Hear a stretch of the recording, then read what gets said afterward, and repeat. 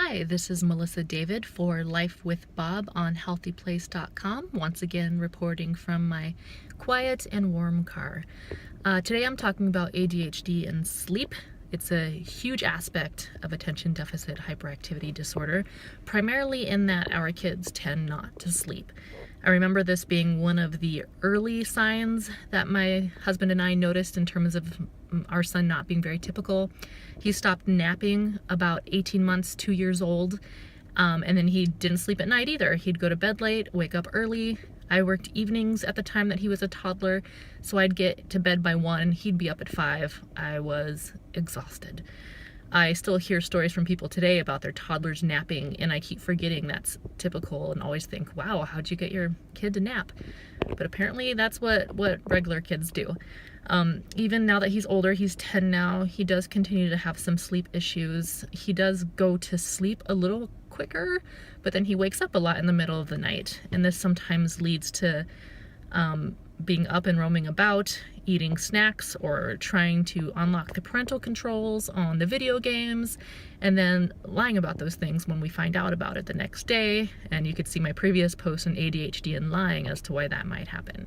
He also gets extremely crabby at school and has a harder time paying attention or managing his moods when he doesn't sleep. So sleep is amazingly important for him. One thing that was recommended by his pediatrician was using melatonin for that.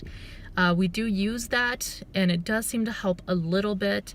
It does not always get to all of it. One of the side effects of his mood disorder medication is sleepiness, so he actually does sleep a lot better since going on that, which makes me feel slightly better about being on that medication, because not only does it handle his mood, but it helps him sleep.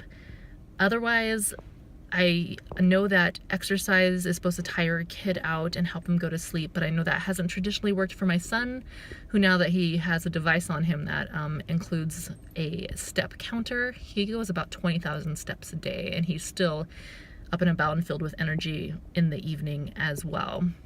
One thing that has helped him, though, is that he does have an Alexa or Echo Dot in his room that he uses to listen to audiobooks, and miraculously that helps him calm his body, because he has to calm it, lay down, listen to this book, and he does that and falls asleep a lot better.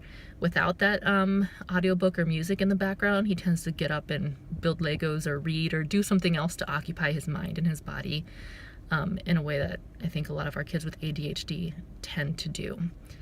If you have any recommendations for how to get your child to sleep or have a better sleep schedule, I'm all open to hearing about those.